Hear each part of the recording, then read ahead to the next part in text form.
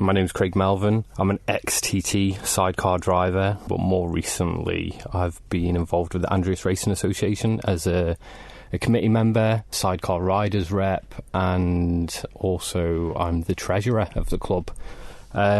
Also, now it seems that I'm a team owner, I'm a mechanic, and I'm a personal assistant to Toby. Tell us who Toby is. Toby's my son. He's been with me since day one in the paddock, and now he started racing. Toby, can you ever remember a time when you weren't around the paddocks and around bikes and sidecars? No, I've been around the paddock and sidecars all my life. It's what I've been brought up with. I've been to every meeting that I can. And at what point did you realise that you loved it so much that you wanted to take it a little bit more seriously? Because you're only, 15 at the moment? Yeah, I'm 15, but I've always loved it. But about 2 years ago, I got off-road pit bike for Christmas, and I was just riding it around like the camp in Derby, but it got complained because of the noise levels, so I decided to sell that and buy my first real road pit bike, and from there it's just the loves just grew. And Craig, what's it like from your point of view? It's one thing you being out there and doing your thing, but seeing your boy out there must be quite different. Yeah, it's completely different, to be honest. I think when I was racing TT or short circuits, I didn't really think of anything else. I was pretty calm. Well, once I got going I was pretty calm. The build up in TT is pretty nerve-wracking, but watching him, even pit bike level, it's hard to do, really. It's given me a bit of appreciation for friends, family that have watched me over the years doing TT, and I can understand now why my mum hated me doing it so much. But yeah, it's good, because I think by me calling it a day, it gave Toby the chance to take over the mantle, really. My dad raced, I raced, and now Toby's racing, so if I was still racing, he probably wouldn't be, because it's... Would he not? Look at it. He's had his eye on being a passenger for quite a while, so if I was still racing sidecars, I'm sure he would be lining that up as his next move pretty soon. But for now, I'd rather he just stuck with the bikes, to be honest. So Craig, you were saying your dad raced, so again, you grew up in that sort of environment, and guessing you were a small child around the paddock as well. And when did you decide, actually, this is something that I really want to do? I mean, I've been involved with Andreas Racing probably, I know it's hard to believe this from my fresh young looks, but probably over 20 years now. I was wobbling around originally on a solo. My dad was racing sidecars. I jumped on as a passenger. Wasn't really a fan of it, to be completely honest. I was just happy to be out on track on a bike. He became Isle of Man Centre champion in, I think it was 2008, and he had a goal of reaching the TT, so he'd taken part in Derby road races. He wanted to progress to the TT, but unfortunately he had a heart attack and died before he got the chance to do it. I then managed to buy his sidecar, which had been sat around for a couple of years, and I got it really with the aim of just restoring it, selling it, making a bit of money. But at the end of like the year of working on it, I thought, do you know what, I'm going to go and just have a go on this and see what it's about. And the one thing I was missing really was a passenger at the time, but me and a guy who lived a couple of doors down from me, Stuart Christian, we played football together for years, and we're both massive TT fans. So I just said to him, do you fancy jumping on the side? He didn't really have anything to do. And then it just snowballed from there, really. And within 3 years, we were at the TT. It was crazy. It was absolutely crazy. So that must have been so poignant for you, knowing it was something that your dad had wanted to do, and there you were. You'd have been so proud, wouldn't he? Yeah, I mean, for me, it kind of... I was mid-20s when my dad passed away, and it kind of gave me a realisation and an appreciation for the fact that you don't know when your time's going to be up here. So if there's something you want to do it. Don't hang around, don't wait, just do it. Find a way. So when I see these guys now razzing round, and yes, I think it's nerve-wracking to watch, but you know, I think we should be helping them as much as we can, because it's what they want to do. So you can either fight it, and when they get to 19, 20, they're going to do it anyway, or you can try and give them a foot up the ladder and help them on their journey, really. I'm just interested in what you said. Your mum wasn't massively keen, and you can understand that. Do you remember many of those conversations where you're sort of just broaching the subject gently? We don't really talk about that kind of stuff, to be honest. She knows, she knew that I would end up doing it, and it didn't matter what anybody said.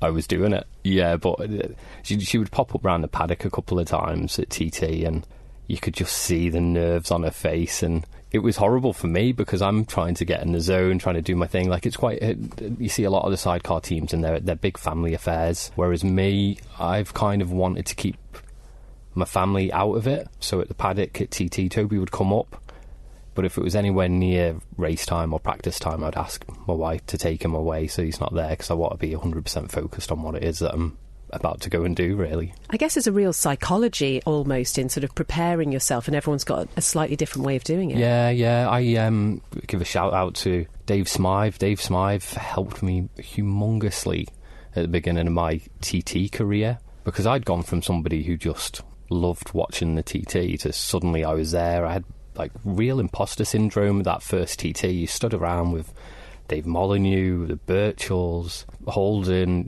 You see all these guys and you're just like, what am I doing here? So I struggled quite a lot with nerves in my first couple of years, and that's when Dave Smythe stepped in and he helped me out humongously. So yeah, still good mates with Dave, and it's great to see that he's helping other local riders as well. Toby, how do you deal with the nerves side of things? Do you get nervous? I'd like to say I don't get nervous that much, because I just try and go there and have fun, but it does get nerve-wracking, mainly on the 400 at Andreas Racing, because it's a bigger bike and there's faster people there, but I just try and keep my calm. I guess it's difficult, isn't it? Because you need a certain amount of nerves to produce that adrenaline to make you go faster, I guess. I'm speaking as if I'm someone who can even ride a push bike. But it's just how you manage that. And Craig, that's the thing, isn't it? It's that difference between being focused and being fearful. Yeah. I mean, if people didn't get nervous, I think if people say they don't get nervous, I think they're lying, to be honest, especially when it comes to road racing. You need to have that. Acts as a bit of self-preservation, doesn't it? People say to me that they don't get nervous. They're lying.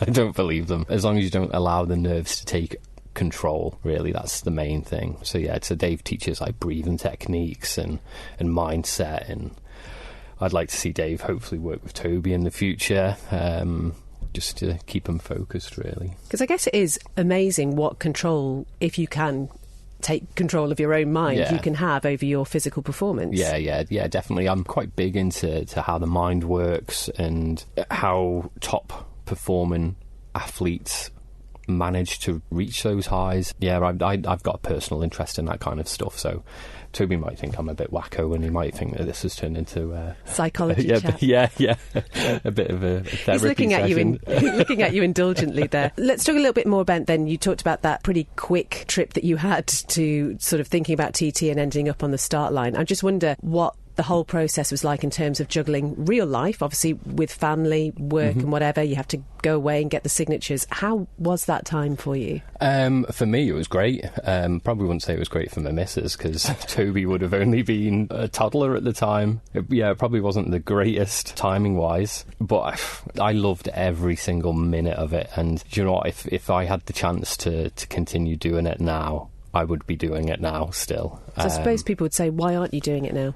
I started racing with Stewie right from the word go, and life changes, unfortunately. It got to the point where Stewie had a little in, and he wanted to focus on family life, which is completely understandable. I'd had a couple of tough years at TT, and the amount of money that I was having to put into my racing, it got to a point where I had to take a step back and think, do you know what, the sacrifices that my wife's making, the sacrifices that Toby's making, the debt that I'm in, I had to think back, and I had to think, have I achieved my goals? Have I achieved what I set out to do? And I had. So it kind of came to a natural crossroads, really. And I mean, don't get me wrong, it was a very, very difficult decision to make, to sell the bike, and I regret it every single day. But it opened up the opportunities for Toby to start racing. I mean, I look in my garage now, and the sidecar's been replaced with 8 motorbikes now, and 8. Yeah, and I get the chance to. I've got a race bike myself. I get the chance to go out and have a bit of fun with my son, which not a lot of people get the chance to do that. I'm big into football. I see quite a lot of my mates now are playing football with their sons. Well, I get to go on a racetrack with my son, so we win. So that's another big box ticked, really. It's an awesome thing to do. And you look around the paddock now, there's a lot of these young guys coming through. When I started racing, most of the young guys were 19, 20, 21. You look now and they're 13, 14, 15, 16. And it's great to see them carrying on their father's names. We've got Sean Crone out there now. His dad was Nick Crone. He's going to be definitely a name to watch in the future. George Cowie, who's the son of Andy Cowie, Manx Grand Prix racer. He's kind of come into his own this year. You've got Toby now. There's lots of these names, second, third generation names coming through, which is great. And I get a kick out of helping these guys. A lot of people helped me on my way up, so now it's kind of my chance to help other people on the way up. So it's kind of come full circle now. And these are all going to smoke me anyway. so yeah. Toby, from your point of view, what is your ultimate aim? If you could just write down exactly what you want to happen, what would that be? Just enjoy it and probably build my way up and try and get to the Manx Grand Prix. What is it about being out there on the mountain course? I don't know, ever since I started racing bikes, I've just had my eye on the Manx Grand Prix. It just interests me, doing the TT circuit. And you're talking about Andreas, and I think we talk time and time again about how great it is to have that organisation here, and it's grown so much in recent years. I guess from your point of view, Toby, being around people who are really into the same sort of things as well must be quite a good thing. Yeah, it's really good. And how young some people are over there, it's good to have someone you can bond with, so it's not just a bunch of older people. You've got people like round my age, 15, 16, that you can go have a chat with, you can talk to them and not have to worry about how you speak, because they'll understand you, and it just feels easier. And to tell you what, Craig, it's also really good because if he's interested in bikes, there's no time for going out drinking, is there? Exactly. No spare cash. Exactly. You should know by now that if you're racing, you don't have any spare money, because I've had a whole lifetime of not having any money, so it all goes racing. Got nice shiny bikes, but no holidays, no DIY, no nice cars. Gosh, you're painting a dream here, Craig.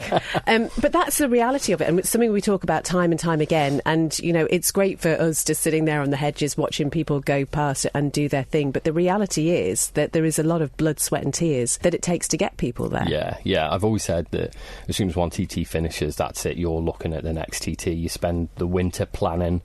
You spend January, February, March trying to lose weight, and it's grim. It's so grim. I mean, I'm not the most natural slim guy, so it's kind of, you have to starve yourself for 6 months. It's every single spare penny goes into it. It's not just a 2-week event. It's a year by year event, and you need to make sure that everything's covered off, really, because if you miss something, you've got to wait a whole year again to do it. Yeah, it's a grind, but I think part of the enjoyment is that grind. It's the whole working towards something. You've got a target to work towards, you've got a plan that you've got to put together, and then you've got to execute it. So yeah, I love it. And you talked about Dave sort of helping you from the sort of mind point of view, but presumably you had other people around you in your TT career for you and Stewie, just financially helping, sponsors. How was that side of things? We were really, really fortunate in the fact that we had some amazing people helping us over the years. And no motorsport is cheap, but sidecar racing is on a completely different level.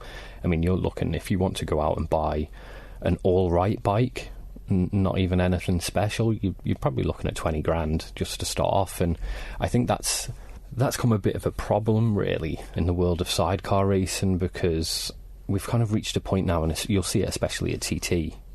When we started, our first TT was in 2015, which isn't that long ago. We were bike number 59 out of 65. Now the grids have dropped down to about 30, and I've been banging the drum about this for ages, but it's grassroots. Young, hungry racers don't have 20 grand kicking around to go and buy an all-right bike, so they're naturally going to go and buy a race bike. So the race bike grids are fine, but you see it all over the country now as the older guys have hung up their levers. There hasn't been that backfill. So at the moment with the ARA, that's one of the things that we're kind of focusing on at the moment. It's making sure that we have got these young lads coming through to try and future-proof ourselves, really. going on to the ARA side of things, we've got the race school, we've got some great coaches out there. We've got Gary Radcliffe. I don't know how old that guy is, but he put me through my race school 20 years ago, so he must be about 102. But he's still fast and such a nice guy. There's Johnny Hegg, TT Marshall, you've got Dave Bossendorf, you've got Carolyn Sells has recently joined the training crew, so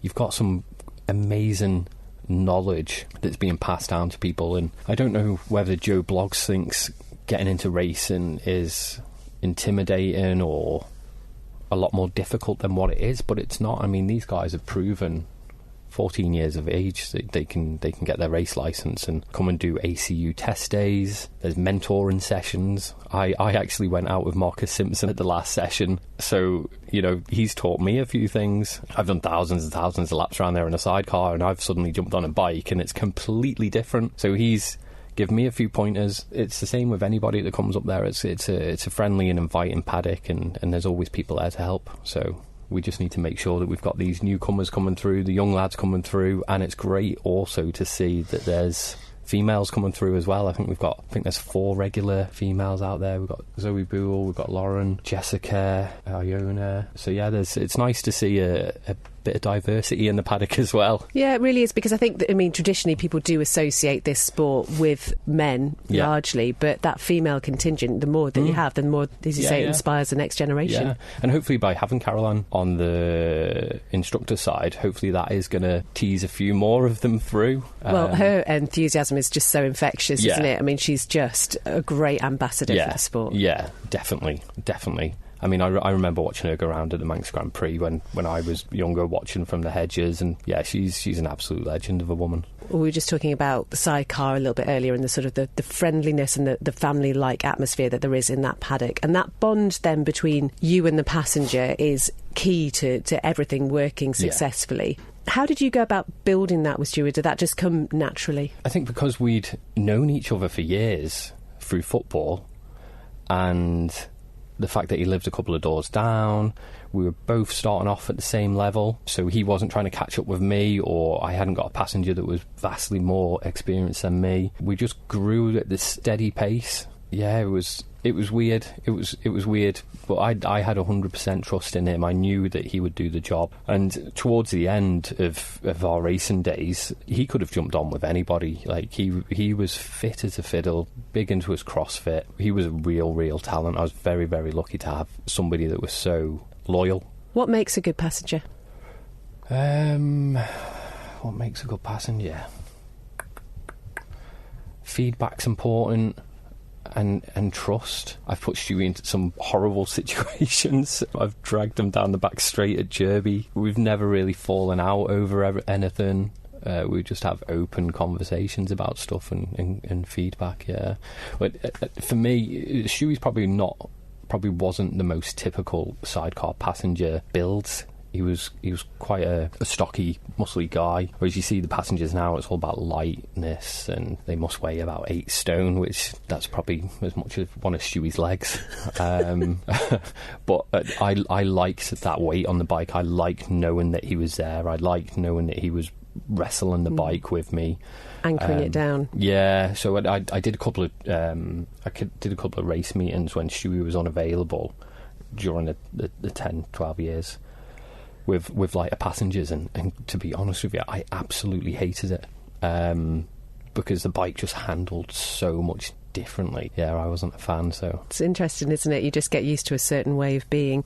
In all your time then doing your TT racing, when you were together, a number of top 20 finishes, I think you got 14th, was it, in 2019? Yeah. You said you achieved everything you wanted to. Yeah. I mean, originally we set out, we only wanted to do one TT just to tick a box. That's what they all say, isn't it? Yeah, I know. And I remember Ben Binns saying to me, he was on with Molly at the time, and he said to me, he was like, forget about that, he won't do it just once. And we were rewarded with the Isle of Man TT Marshall Association Newcomer Award, which was a complete surprise. And after that, it was kind of like, well, we can't just do it once, we've got to come back again now, haven't we? And then every year Stu would say to me, yeah, I think this is going to be my last year. And a couple of months later we'd have the conversation, and I'd say to him, so are we going to do it again then? And it was always a yes. So yeah, we started off 2015, got the Newcomer Award, and then we slowly just started bumping up, moving up, and then 2019 was definitely our best year.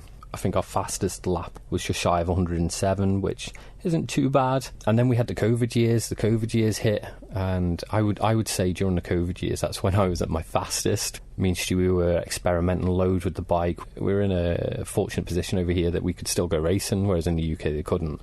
So we just used that time to try loads of different things out with the bike. And yeah, we felt really good. It was. I feel like I've been robbed of a couple of TTs there, but it is what it is, and you can't change anything. You've also had great success at Derby as well, yeah, the two of you. Yeah, we've had 3 centre championships. I think we've been runners-up 4 or 5 times. So yeah, it's always great to have that number 1 plate. Again, unfortunately, numbers have dwindled over the years over here. We haven't dropped sidecars from a couple of rounds, but the events that we have been putting on, they have been supported. We just need more guys out there. So if anyone's got a sidecar knocking around and they want me to ride it, then give me a shout and I'll chuck Toby on. How would you feel about that, Toby? I know it was sort of jokingly said that maybe you thought about sidecars earlier. Would you go on with your dad? Well, I've actually always wanted to be a passenger. I'd love to go on the back with my dad and share that experience. Have you been on a sidecar? I have once, yeah. Is there a story here? This was many, many years ago, before anybody that's involved with Andreas Racing was involved with it. But we used to hire the track, me and Stewie, to do a bit of pre-TT testing. And I think Toby must have only been about 5. And he wanted to go out, and he just so happened to have his helmet and bits and bobs in the van with him. So we said, can we take him out? But this person wasn't overly keen. But Toby had heard, so he was obviously jumping up and down, wanting to go out.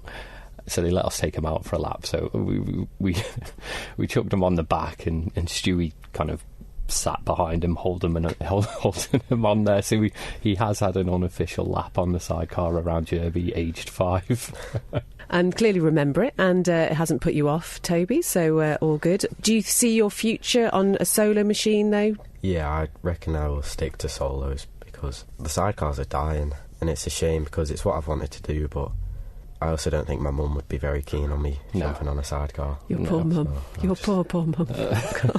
Just, how do you manage doing everything that you need to do bike-wise? And obviously you're 15, you're at that sort of age in school, and you've got all of that sort of things going on. How keen are you on school? Not very, to be honest.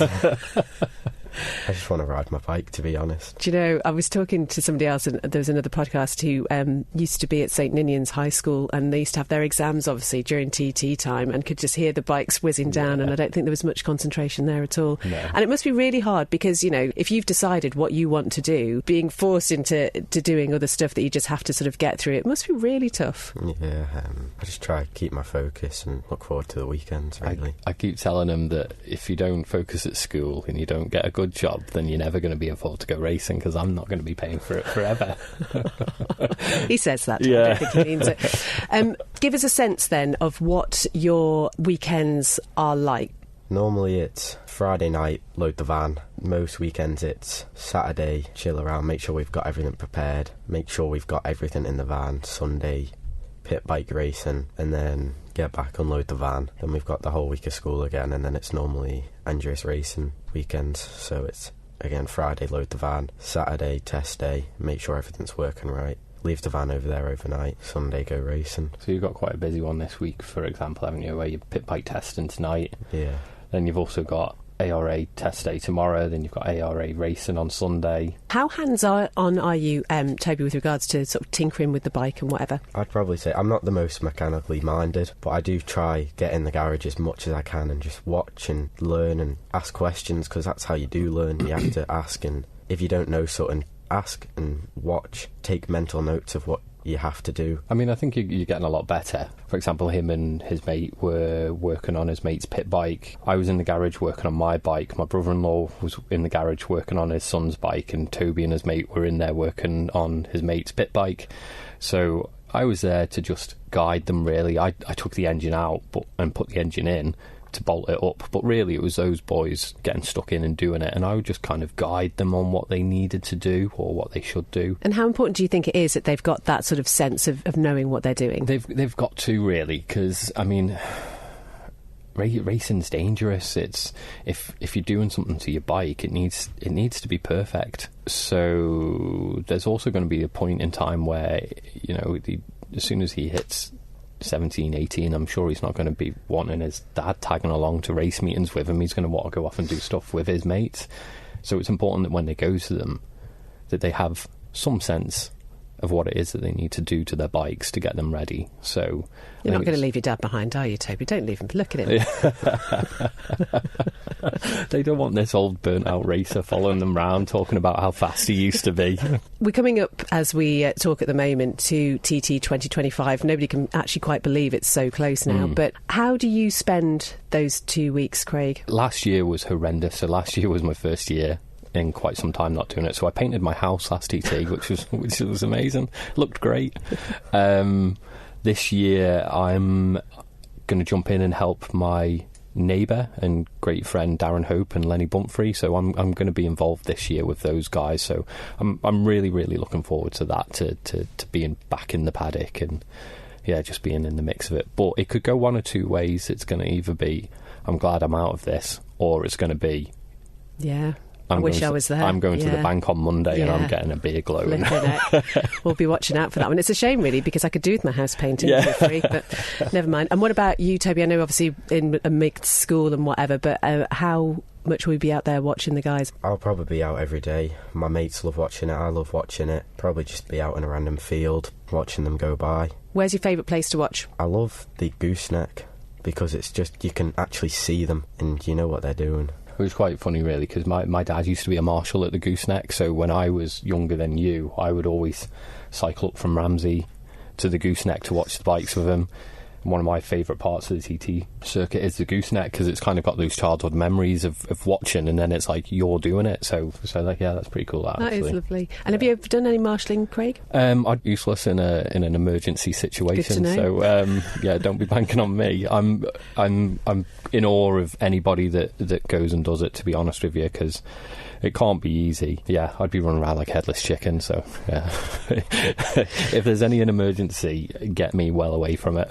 Running the other direction. And you talked about some of the people that you were racing alongside when you started, like Dave Molyneux, obviously all these sort of legends of sidecar racing. Who did you look up to when you were younger? Who were the people that you were watching and thinking, I want to be like that? Oh, it was 100% Molly. 100% Molly, Again, really surreal, becoming somebody that I know, somebody that I'd go around his house, somebody that I'd chat to. It was, the first couple of years, I just blew my mind, really. It was really, really, really strange. Even Darren Hope, Hope, won the TT as a passenger back when he was in his early 20s. So just mixing around with them guys, but then realising they're just normal people. They're just normal people with an exceptional talent. And who do you look up to, Toby? Apart from your dad, naturally. he looks down on me, he's taller than me. It's got to be Michael Dunlop. I love Dunlop, man. I like how he is. He's focused, he's there to do his job, and he doesn't mess around. And what's great, isn't it, is that when Michael Dunlop says something, it's something you want to hear, isn't it? Because he's just, like you say, so focused otherwise. So have you met him yet? No, I haven't. You have, actually, when you were very, very little. Oh, you have. You can add that to the list. We were at BSB at the weekend, and him and his mates were off round trying to find the superstars. So you're a fan of Storm Stacey now, aren't you? After you've rinsed me for getting merch from him and a top hat. Do you have a part-time job or anything at the moment, Toby? I bet you don't have time, do you? I don't. No. He used to work. He used to work in a cafe, but it got to the point where March to October, most weekends are taken up racing, and that's the only time that they want him. So I said to him, you've got the rest of your life to work, haven't you? Now's the time for going and enjoying yourself and doing what you want to do. So I'm regretting that to some degree, because it means he's never got any money. Well, do you know, one of the things that we're hoping to do with this podcast is to encourage people who've maybe thought, do you know what, I'd love to give it a go, but I don't quite know how to. It's something, going back to what you said, Craig, about some people think it's really difficult to get involved. But here in the Isle of Man, we've got this fantastic opportunity for people to go out and try it. So how would you sell that? I would say if you're one of the juniors, so I don't know, if you're 11 to 13, the guys at the kart track, I'd say go on Facebook, go to Derby MR Sports, get involved with pit bike racing. That's where you're going to cut your teeth. And then once you're 14, you can then move on to your race licence. So come and do the race school, do the classroom course with Andreas Racing Association, come and do the test days. They have various different groups, so novice, small bikes, big bikes. We've also recently, it's not an area that we'd focused on or wanted to focus on, but there were a lot of people contacting us who ride road bikes and wanted some track time, so at very, very short notice and lots of hurdle jumping, we managed to put on a track day so that road riders could come and join, and that was a great success, really. So we are planning on putting a few more of those on throughout the year, but the racing side of things takes up so much time.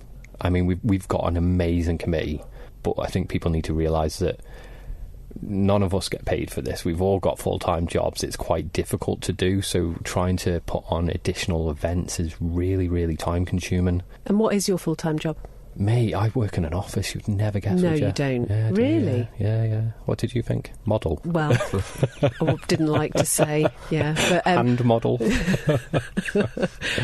Yeah, I'm not going to say what I was going to say. Yeah, you seem like somebody who needs to be out there among people, so that's interesting. Yeah. How do you find it? Yeah, it's all right.